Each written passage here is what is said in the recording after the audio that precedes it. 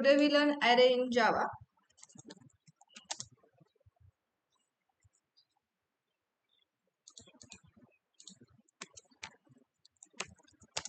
Array is a collection of data on similar data type. It is called array. Okay. इसकी definition का meaning बताती हूँ. Array क्या करता है? डेटा कलेक्ट करता है सिमिलर डेटा टाइप पे. फॉर एग्जाम्पल सपोज मैंने इंट ले लिया, उसके ऊपर पॉइंट की वैल्यू लेगा क्या? वो नहीं लेगा. ठीक है. फॉर एग्जाम्पल मैं अभी यहाँ पे मैं इंट डिक्लेयर करती हूँ, यहाँ पे 2.5 ले सकती हूँ? नहीं ले सकती. ओके. सो मतलब व्हाट, सपोज हम इंट दे रहे थे, उसके ऊपर सिर्फ इंट के ही वैल्यू, इंटीजर फॉर्म में ही वैल्यू वो क्या करेगा? एक्सेप्ट करेगा. This is the array. Array is a collection of data on similar data type. It is called the array. But actual use क्या है उसका वो देखते हैं. फॉर एग्जाम्पल सपोज मुझे 5 नंबर्स लेने, तो हम क्या करते हैं फिर? a equal 1, b equal 2, c equal 3. सो ऐसे 5 टाइम्स तो मैं वेरिएबल क्रिएट कर रही हूँ. आई वॉन्ट 1000 टाइम नंबर्स, मतलब डिफरेंट डिफरेंट 1000 नंबर्स लेने, तो क्या करना पड़ेगा मुझे? 1000 वेरिएबल क्रिएट करने पड़ेंगे, राइट? वो पॉसिबल नहीं है, इसलिए हम क्या यूज कर रहे हैं? Array. Array denominated by square bracket. Array किससे शो होता है? स्क्वायर ब्रैकेट से. This is the array. Okay. So फिर मैं उसको नाम देती हूँ एरे को.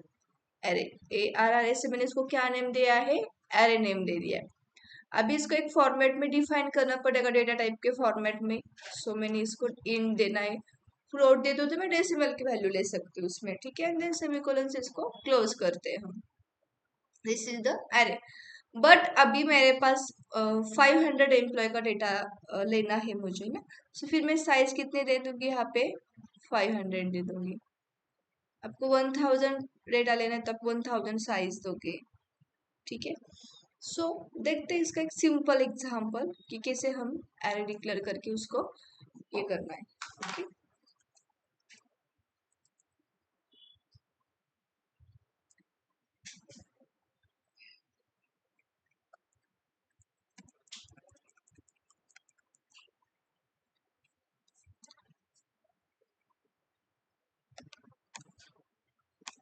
इसमें ही लिखती हूँ मैं. यहाँ पे मैं एरे डिफाइन करती हूँ इक्वल न्यू. जावा में हम किस कीवर्ड से एरे डिफाइन करते हैं? न्यू कीवर्ड से. यहाँ पे मैं इंट डिफाइन करती हूँ और यहाँ पे मैं देती हूँ साइज. सपोज आप यहाँ पे 10 साइज दे रहे हैं, तो वैल्यू भी कितना एक्सेप्ट करेंगे यूजर से? 10 ही वैल्यू एक्सेप्ट करेंगे. ठीक है. सो यहाँ पे मैं लिखती हूँ एंटर लिमिट. अभी मेरे पास साइज तो 5 है, बट मेरे पास अभी मुझे डेटा लेना है यूजर से, 5 डेटा लेना है. ठीक है. देन यहाँ पे मैं फिर एक लिमिट एक्सेप्ट करती हूँ. ओके. एंड देन इसको मैं अभी क्लोज करती हूँ. तो मुझे अभी यूजर से वैल्यू एक्सेप्ट करने एरे में, तो यहाँ पे मैसेज डालती हूँ एक्सेप्ट एरे डेटा. और यहाँ पे फिर फॉर लूप में जाती हूँ मैं.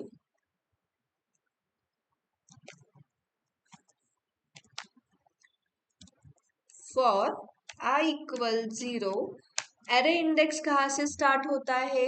0 से ही स्टार्ट होता है. ठीक है. Then I less than n and I plus plus. अभी इसमें वैल्यू हमें क्या करना है? एक्सेप्ट करना है. तो कैसे कर रहे हैं हम? S C equal, sorry, array किस में डिफाइन करना है? ARR of I. ठीक है. इक्वल न्यू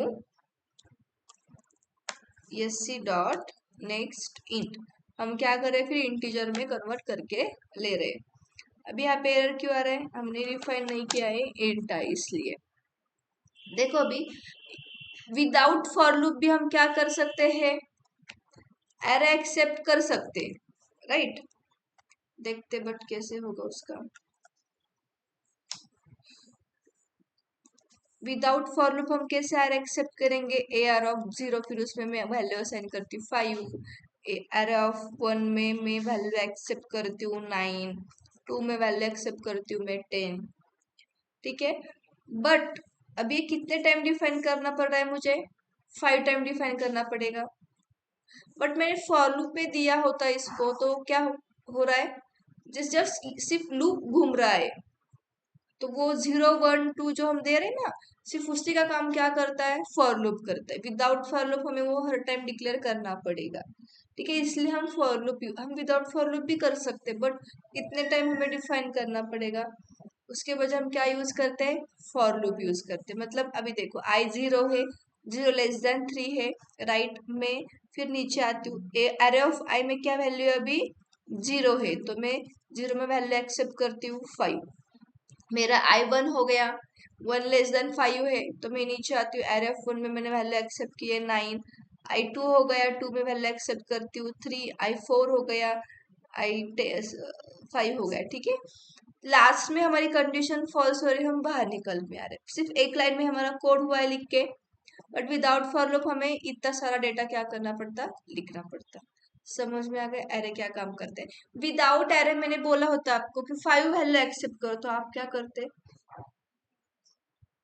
क्या करते 5 टाइम्स, सी विदाउट, अभी देखो यहाँ पे मत देखो, मैं क्या करती हूँ अभी, a equal 5, b equal 9, c equal 10, d equal what ever, ठीक है। ऐसे 5 टाइम्स वेरिएबल डिक्लेयर करना पड़ रहा है मुझे, फिर 1000 टाइम्स तो 1000 टाइम, बट मैं भी इसमें क्या करती हूँ, सिर्फ n में 1000 लिखती हूँ, तो डेटा कितने टाइम एक्सेप्ट करता है, 1000 टाइम। इसलिए हम क्या यूज करते हैं, एरे, मतलब एक ही वेरिएबल पे हम इतना सारा डेटा क्या कर सकते हैं, एक्सेप्ट कर सकते हैं, ठीक है। फिर उसी के बाद में प्रिंट करना है हमें,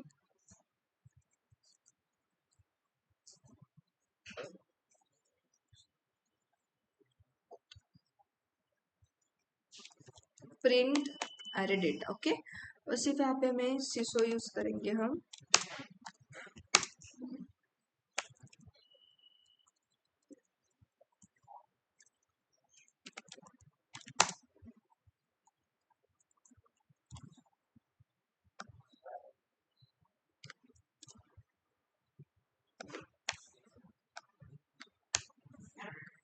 किस रन करना है यहाँ से मुझे अभी,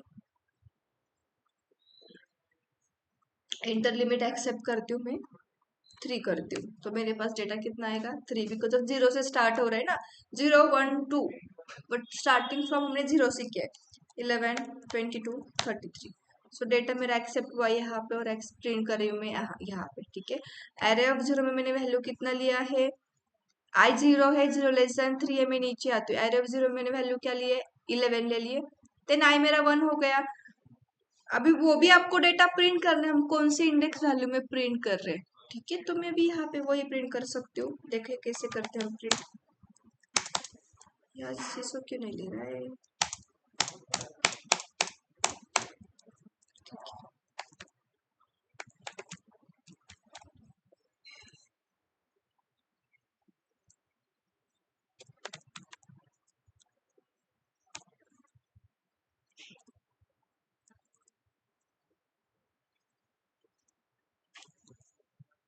और यहाँ पे मुझे अभी ना एक मैसेज प्रिंट करना है, जैसे देखती हूँ मैं, ARR ऑफ, यहाँ पे ब्रैकेट करना है, और यहाँ पे प्रिंट करना है आई, देन प्लस, ओके, फिर इसको मैं क्लोज करती हूँ और इक्वल देती हूँ, देखते कैसा आ रहा है मेरा इनपुट यूजर से, ठीक है। मैंने यहाँ पे 3 ले लिया है,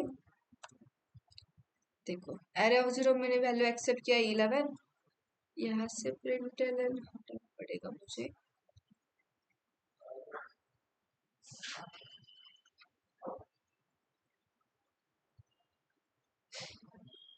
एरे ऑफ 1 में लिया है 22 एंड 33, समझ में आया कैसे एरे एक्सेप्ट करते हैं।